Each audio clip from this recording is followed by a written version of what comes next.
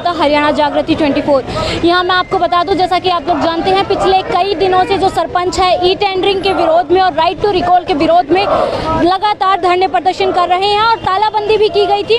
उसी को लेकर आज फिर डीसी ऑफिस के आगे लोग, सारे सरपंच जो है एकत्रित हुए हैं।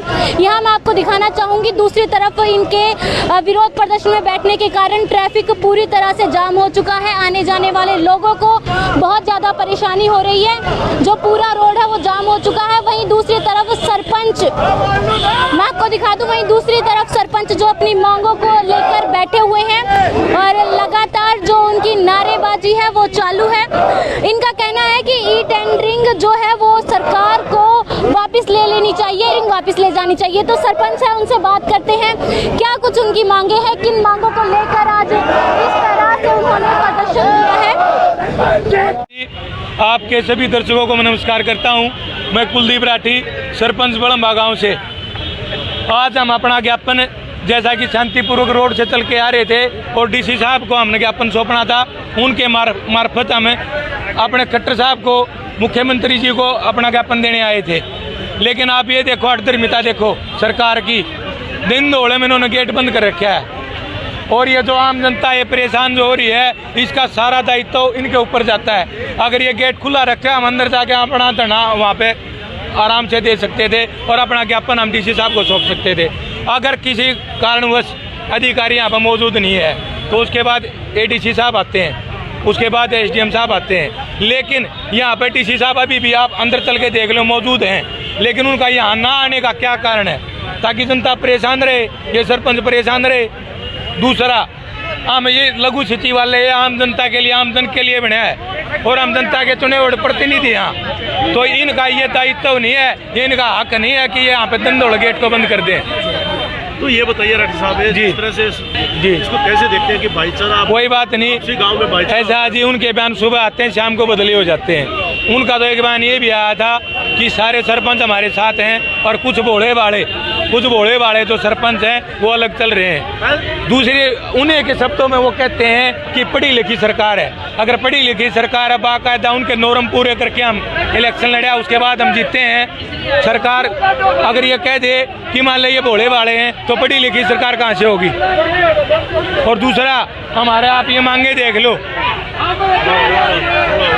हमारी मांगे गांव और देहात बचाने के लिए है, हमारी पर्सनल कोई मांगे नहीं है। और आपके माध्यम से मैं सरकार को चताना चाहता हूँ, जो उन्होंने ये जो खट्टर सरकार और जो अपने देवेंद्र बबली जी बार बार कहते हैं कि ये तो पैसे के लिए लग रहे हैं, ये पैसे भी किसी ने 1.5 करोड़ लगा दिया, लगा दिए 1.5 करोड़, लेकिन गाँव के विकास में लगाए हैं। जो ये 2 लाख का देने की जो हमारे उसमें थोप रहे हैं ना ई टेंडरिंग के थ्रू, उससे पहले लगा दिया हमने पैसे, लेकिन गांव के विकास में लगा रखे हैं और गांव से बूझ के लगा रखे हैं। ये तो कहना चाहते हैं खाने के लिए, हम खाने के लिए नहीं, विकास के लिए पहले भी लगाए और आगे भी लगाएंगे। और आपके माध्यम से बताना चाहता हूँ कि अगर कोई भी सरपंच गलत कार्य करता हो ना, तो सारी सरपंच एसोसिएशन उसका विरोध करती है और सरकार का हितैषी है। इस मामले में कोई भी गलत काम करता है, चाहे वो अधिकारी हो चाहे सरपंच हो, आप उसको अंदर डाल दो, हम उसके हितैषी नहीं है। हम विकास के लिए बने और विकास ही करेंगे। और रही बात जो सरकार कहती है कि ये आज हमने हम पर ये थोपा है, अगर इनको सरपंचों की ज़रूरत नहीं थी तो इन्होंने इलेक्शन कराया क्यों? वैसे 2 साल पहले भी चल रहा था, आगे भी चल जाता, सरपंच की ज़रूरत क्या थी?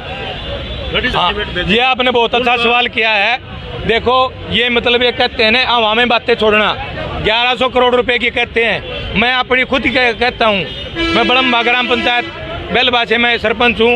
1 पैसा भी अगर आप मेरे 1 फुट्टी चमन्नी जाग मेरे खाते में दिखा दो तो मैं आपका चौराज इस्तीफा दे दूंगा, अगर मेरे खाते में 1 रुपया भी आ रहा हो तो। और मेरे साथ नहीं, पूरे हरियाणा में किसी सरपंच के कोई खाते में कोई नया पैसा नहीं आया है। और ऊपर से लैप्स होने की बात करते हैं कि मार्च में वो लैप्स हो जाएगा।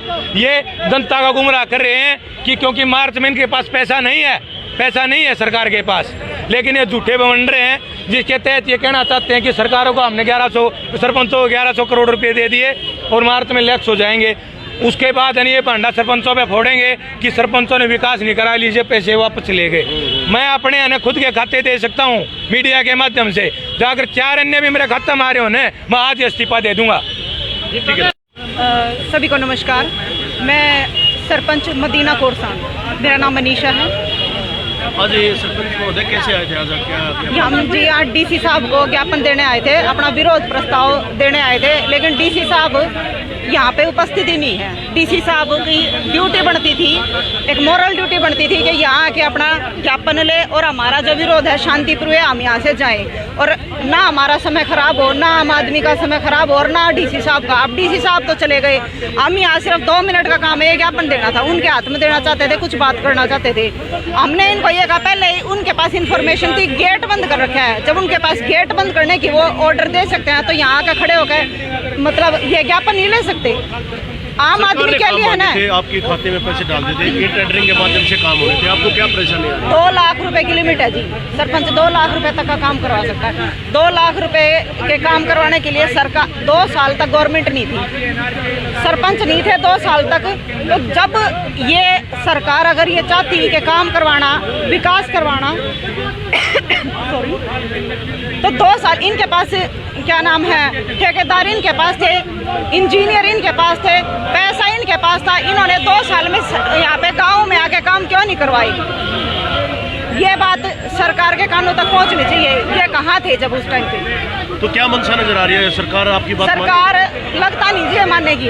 इन्होंने किसी की बात नहीं मानी, बहरी सरकार कहते हैं ना, वाह है यार। इन्होंने जो हमारे देश की रूट है ना, जड़ है जो किसान, इन्हें 1.5 साल रोड पर बिठाए रखे, इन्हें उनकी नहीं सुनी। जब इनके इलेक्शन हुए, जब उनकी बात समझ में आई, इनका 1.5 साल रह रहा है, या हमने 1.5 साल तक इन्हों धक्के खुआओगे।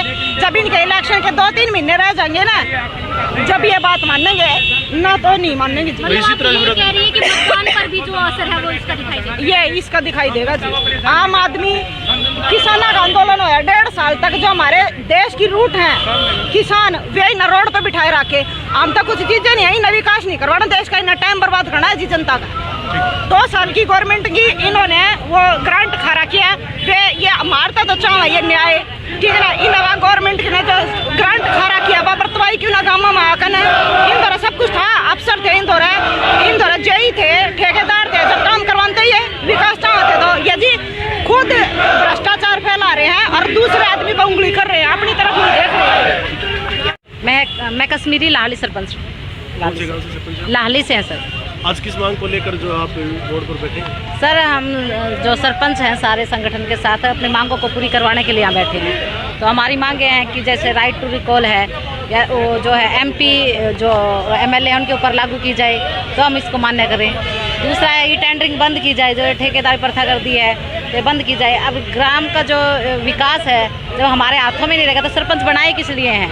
फिर जो ई टेंडरिंग से ही फिर और काम करवा लेते, सरपंचों की जरूरत ही नहीं थी। अब जो सारा काम तो अपने हाथों में ले लिया है, फिर सरपंचों को क्या लड़ाई झगड़े निपटाने के लिए बनाया? पंचायत मंत्री हैं देवेंद्र सिंह बबली, उनका बयान था कि अगर सरपंच काम पर नहीं लौटते हैं तो उनकी जो पावर है वो पंचों को दे दी जाएगी। जब पंच जब हमारे साथ ही हैं, वो भी तो गांव के ही हैं।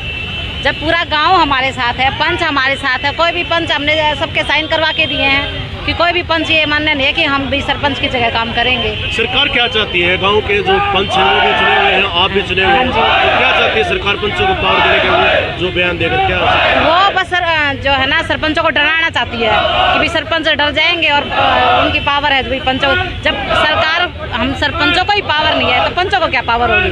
और आजकल सब पढ़े लिखे हैं, कोई मूर्ख तो है नहीं। जो हमारे पंच बने वो सब पढ़े लिखे हैं, उन सबको ही पता है कि भी जो अधिकार है हमारे साथ हमारे पंच आए हुए हैं, ये सब हमारे पंच ही हैं और सब इसके विरोध में है कि भाई इंटरनेटिंग पावर मिलती है तो अगला कदम क्या रहेगा आपका? अगर पंचों को सरकार पावर दे देती है तो क्या करेंगे? तो हम ठीक है, अगर पंच इस पे एग्री हैं तो ठीक है, पंच करेंगे कम, हमें कोई प्रॉब्लम नहीं है। लेकिन अगर गाँव का विकास चाहिए है तो ये ई टेंडरिंग बंद ही करनी पड़ेगी। आप लोगों ने देखा कि सरपंचों का क्या कुछ कहना है अपनी मांग को लेकर। अब इसके बाद प्रशासनिक अधिकारी जो कि ज्ञापन लेने पहुंचे हैं, उन्होंने ज्ञापन लेने के बाद क्या कुछ कहा, एक बार वो भी सुन लीजिए। ज्ञापन देने के लिए आए थे लेकिन इनका आरोप है कि दरवाजा बंद कर रखा है, इसलिए हम सड़क पर बैठे हैं। देखो ऐसा है, ये ज्ञापन देने आए हैं, मुख्यमंत्री को ज्ञापन जाना है, थ्रू प्रॉपर ज्ञापन को भेजना होता है, डी साहब के माध्यम से ज्ञापन जाना है। SDM साहब ज्ञापन लेने आए थे, इन्होंने देने से बिल्कुल मना कर दिया। डी साहब यहाँ पर अब इस टाइम नहीं है। इनका आरोप है कि DC साहब अभी मौके पर मौजूद है ऑफिस में? नहीं, हम ऐसा है, डी साहब मौके पे हाजिर नहीं है, दफ्तर में थे लेकिन चले गए। लेकिन ज्ञापन तो है नहीं, थ्रू प्रॉपर चलता है। ये कौन है भाई? सभी का ज्ञापन डी साहब लेता आ गए, कहाँ लेते हैं डी साहब ज्ञापन? वो ऐसे ही रोड पर बैठे रहेंगे? नहीं, ऐसे क्यों बैठे रहेंगे? इनका ज्ञापन दे दो और अपना जाओ, ज्ञापन दे क्या दो। कार्रवाई की जाएगी? जैसे रोड पर बैठे हैं सरपंच रोड बात कर रहे हैं, देखेंगे आगे ही कार्रवाई क्या होगी, रुको इसके बारे में सोच के अधिकारियों से पूछ के आगे का जो भी होगा मतलब ज्ञापन ये देते हैं ना देते हैं, आगे ही कार्रवाई के बारे में आगे पूछ के तसल्ली करके करेंगे। ये शाम तक यहीं बैठे रहेंगे अगर डीसी सर जो खुद है ज्ञापन आगे लेंगे? मैडम जी, डी साहब ज्ञापन नहीं लेंगे, ज्ञापन प्रशासन ही लेता है। एसडीएम साहब, तहसीलदार साहब, नायब तहसीलदार साहब, बीडीओ। एसडीएम साहब स्वयं ज्ञापन लेने आए थे, इन्होंने ज्ञापन नहीं दिया, लेकिन ये एसडीएम साहब को अब कह रहे हैं कि ज्ञापन देंगे हम। इनकी एक मांग हो रही है कि ये आप बैठेंगे, ये करेंगे आप धरने पर? नहीं, ये अपने अनुमति लेके कहीं अपने निश्चित स्थान का जो धरना वहीं बैठ सकते हैं, रोड पर बैठने का कोई अधिकार नहीं है। जो भी ऊपर से ही आदेश आएंगे तो ऐसे मतलब बैठने का इनका मौका कोई अधिकार नहीं, ठीक है।